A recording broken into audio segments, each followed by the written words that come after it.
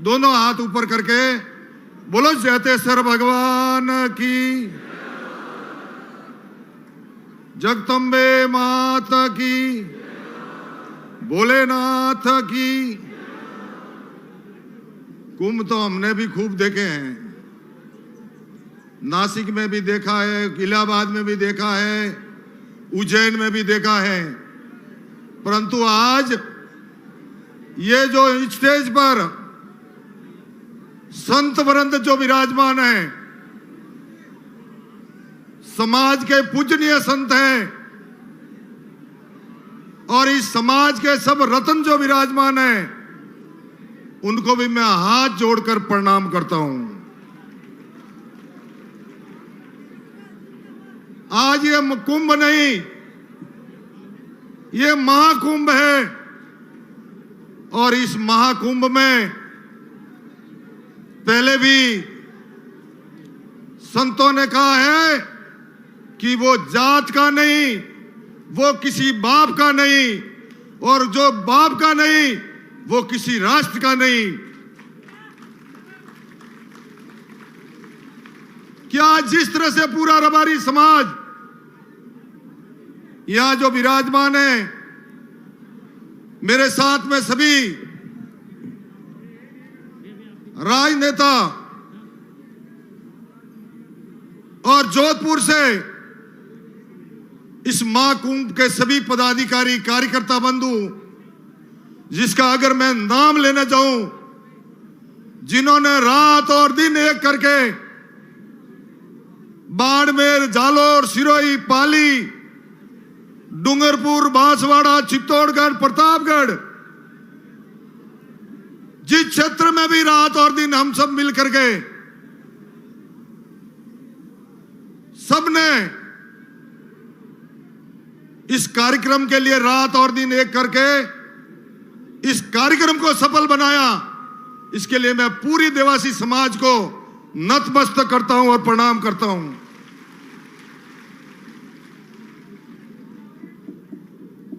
हर क्षेत्र में अपनी अपनी बात रखने के लिए समाज का एक ही है मैनिफेस्टो, जो समाज के लिए कुछ करने की हिम्मत रखते हैं। और आज आपने ये जता दिया है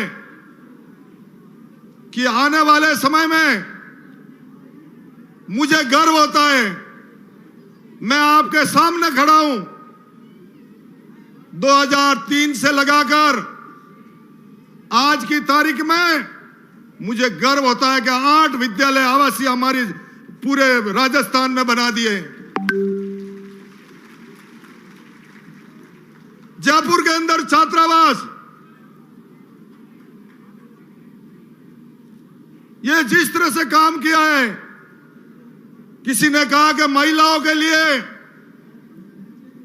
बच्चियों के लिए हॉस्टल 27 करोड़ 60 लाख में सिरोही में बना के तैयार किया है। हरियाली, डूंगरपुर, बांसवाड़ा, कोटा, झालावाड़, उसके बाद में सिरोही, जैतेसर, जैतारण, जोधपुर, ये जो आवासीय विद्यालय उस समय बने, मैं भोपाल बा को और आसूराम जी पसवाला को प्रणाम करता हूं। उनको मैं, जिनकी प्रेरणा थी, उनका सबका आशीर्वाद था। कई लोग कह रहे थे कि सरकार में हमारी भागीदारी, मैं आज डंके के शॉट में कह सकता हूं कि जब राजस्थान में मैं मंत्री था तो 15 आदमी मेरे जयपुर के अंदर रबारी समाज के बैठे मिलते थे और सभी पदों पर थे। तो यह गर्व है। कई लोग बात भी करते हैं, गोवर्धन जी और हमारे जगदीश जी,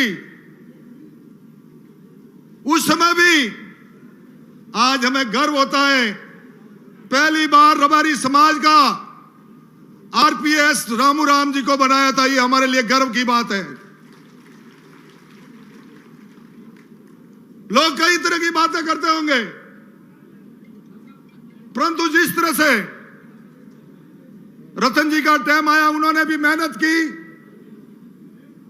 मेरा भी टाइम आया तो हमने सबने मिलकर मेहनत की, और अकेले ने नहीं की, रबारी समाज के और भी सबने मिलकर के कंधे से कंधा मिलाकर उसके लिए सहयोग किया। उसके लिए मैं नमन करता हूं उनको। लोग बातें करते हैं, आज मैं आपको पट्टे देने की योजना बनाई, 700 वर्ग मीटर 700 वर्ग मीटर एक भूखंड निःशुल्क देने की योजना बनाई। वो पशुपालक कल्याण बोर्ड की तरफ से बनाई, ये मैंने बनाई थी उस समय। इंश्योरेंस की योजना बनाई, बीमा की पॉलिसी बनाई, और बाहर जाने वाले लोगों के लिए जो माइग्रेशन करते थे उनके लिए शस्त्र देने की योजना बनाई, ताकि हमारा भाई कोई बाहर जाए उसके लिए जो योजना बनाई। आज लोग कई तरह की बातें करते हैं। ऊंट के लिए योजना बनाई, 10,000 रुपए ऊंट के लिए हमने देने चालू किए। गाय का इंश्योरेंस करना चालू किया। आज हमारे जितने भी एमपी, हरियाणा, मध्य प्रदेश,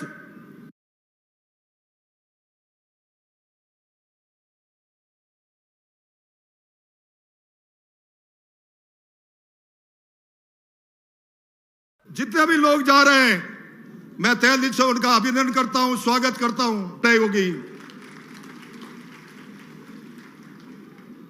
दूसरा, आप सबको पता है, रोहिणी कमीशन जो बना सेंट्रल गवर्नमेंट में,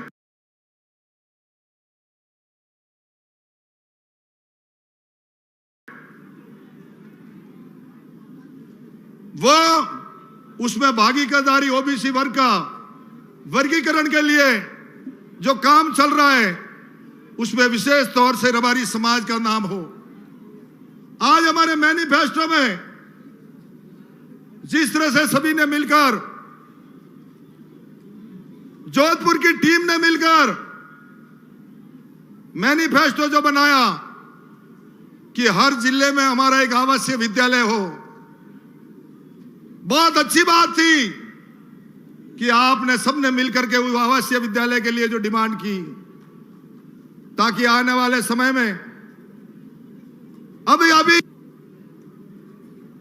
आप सबको पता है कि जिस तरह से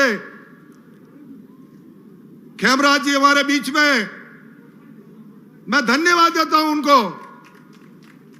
जयपुर के अंदर जब छात्रावास की बात आई, 15 करोड़ रुपए उसके लिए भरने की बात आई, और मैं धन्यवाद देता हूं हमारी पूरी टीम को। सिर्फ जा करके बैठे, 15 करोड़ की बात चल रही थी, और साथ में जाकर के मीटिंग चली, और मीटिंग में 15 लाख में रबारी समाज को जो भूखंड दिया जयपुर के अंदर, 15 करोड़ का 15 लाख में, और समाज के हर घर से, हर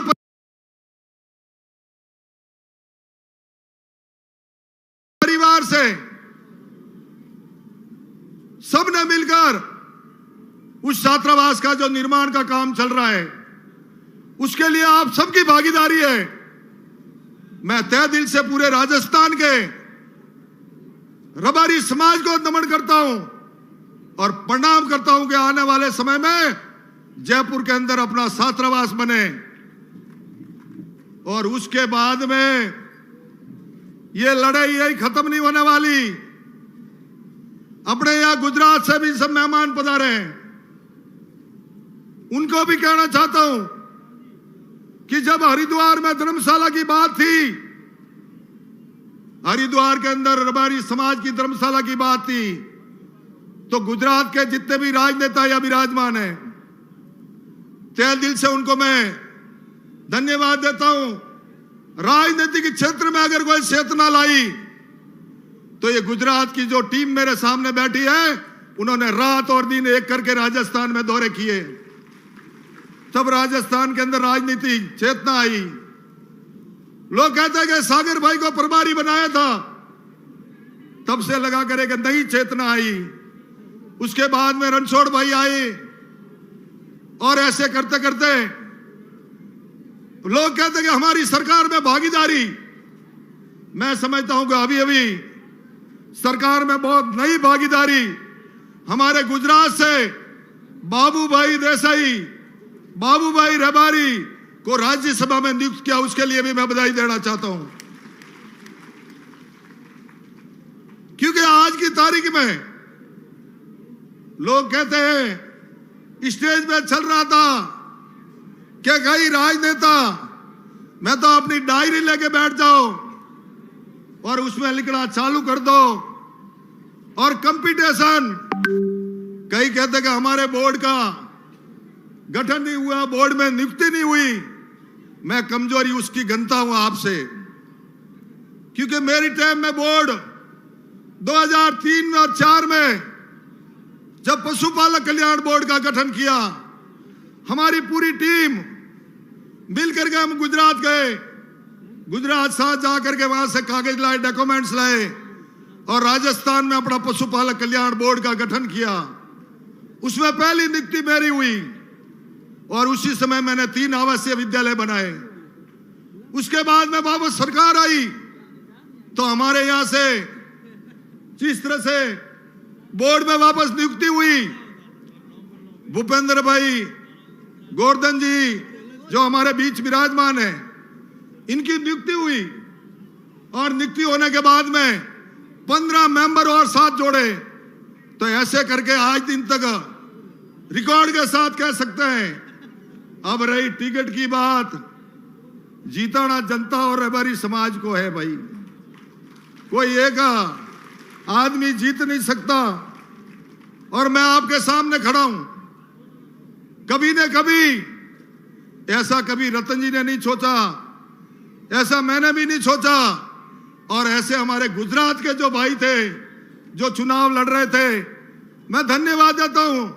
मावजी भाई हमारे बीच में बैठे हैं, एक रबारी समाज का जो रिकॉर्ड बनाया, रिकॉर्ड बनाकर जीत अर्जित की, उसके लिए मैं उनके पूरे विधानसभा क्षेत्र को धन्यवाद देता हूं। इसी तरह से आने वाले समय में वुल बोर्ड की बात चल रही थी। पहले सागर भाई रबारी थे, उसके चेयरमैन। जब हमारे पास में भी बात आई और पूरी टीम ने कहा कि भाई अब गोवर्धन जी के प्रॉब्लम है और क्यों ना इसका चेयरमैन गोवर्धन जी को बनाया जाए, तो हमने हंसी और खुशी के साथ में कहा गोवर्धन जी हमारे हैं, गोवर्धन जी को बनाना चाहिए और बनाया। तो मैं आप सबसे निवेदन करता हूं, आज दिन तक इस समाज के मंच पर आप सबसे निवेदन करने आया हूं कि आने वाले समय में आपके विचार क्या है, आप किससे जुड़े हुए हैं, मुझे ये नहीं देखना। मुझे ये देखना है कि रबारी समाज का महाकुंभ है और इसमें आपने घर से लगाकर जिस तरह से पूरे समाज ने मिलकर ये जोधपुर का रास्ता तय किया है, इसके लिए मैं पूरी समाज को बहुत बहुत साधुवाद और धन्यवाद देता हूं। छात्रावास अभी राजस्थान में बनेंगे, बढ़ते रहेंगे। जयपुर में छात्रावास बना दिया, अभी हमारा एक ही लक्ष्य है कि दिल्ली के अंदर भी हमारा छात्रावास बने।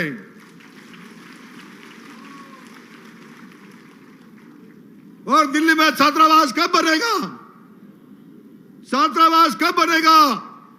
जब आपका कोई भाई दिल्ली में जाकर बैठेगा और बैठ करके उसकी पैरवी करेगा, तो आने वाले समय में दिल्ली अपन से दूर नहीं।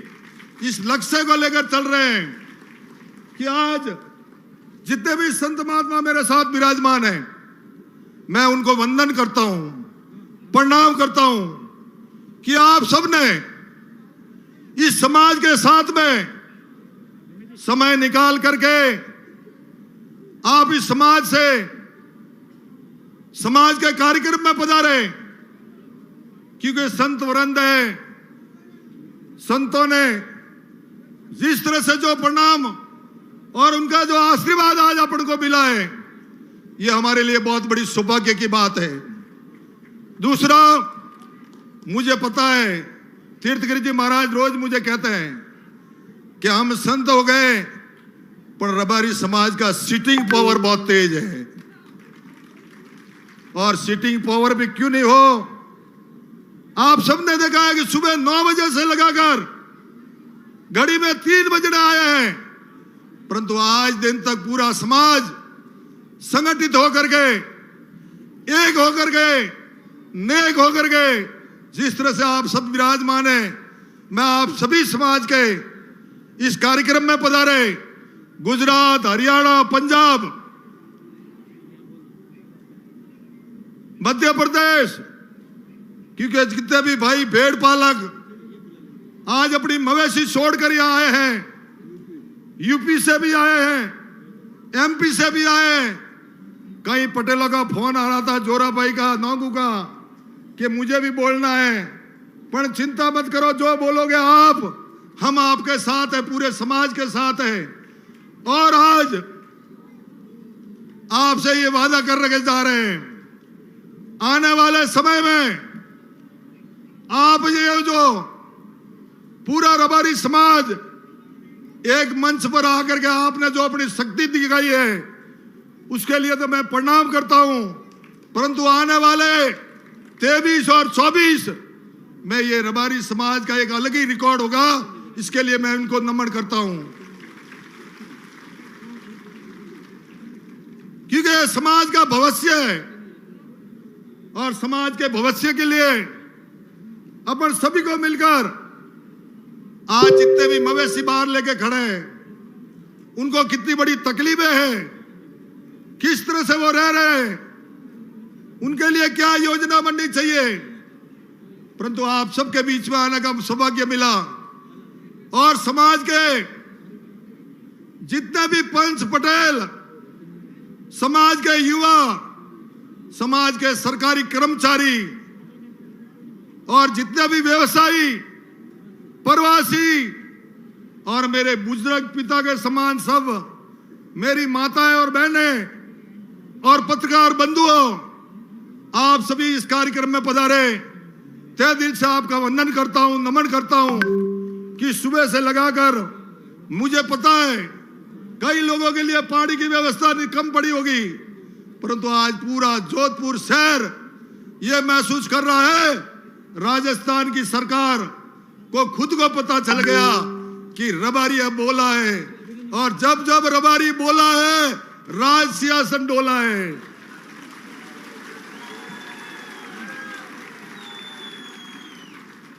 जब जब रबारी बोला है, राज सिंहासन डोला है। तो आप सबसे मेरा निवेदन है, और मैं आपको प्रणाम करता हूं। अभी मेरे एक वक्ता बाकी है, रतन जी, उसकी बात को पूरा सुन के जाना है, और मेरी बात आपने सुनी, उसके लिए मैं आपको नमन करता हूं। इसी के साथ जय हिंद, जय भारत माता।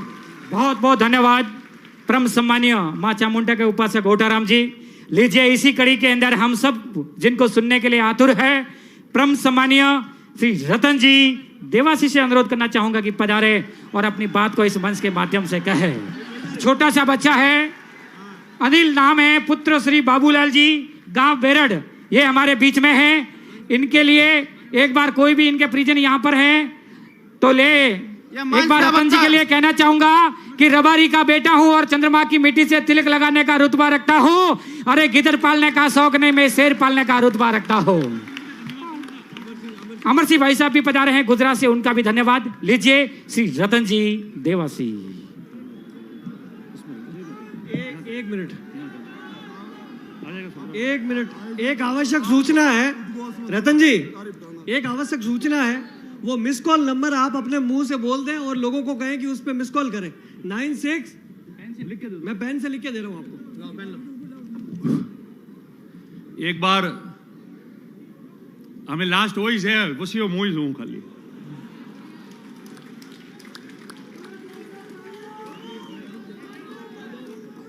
और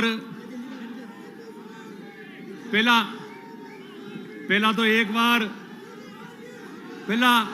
बस पहले एक बार जय बोलेंगे। बोलो श्री जैतेश्वर भगवान की। नहीं आए हो मजो, थोड़ा भाई स्टेज में से सब अब थोड़ा साइड में हो जाओ, पीछे थोड़ी हवा भी आएगी, ठीक रहेगा। थोड़ा पीछे हो जाओ सब।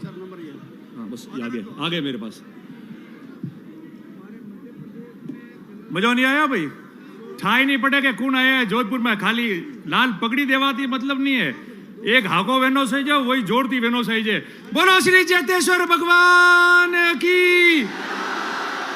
बोलो श्री भगवान शिव शंकर महादेव की।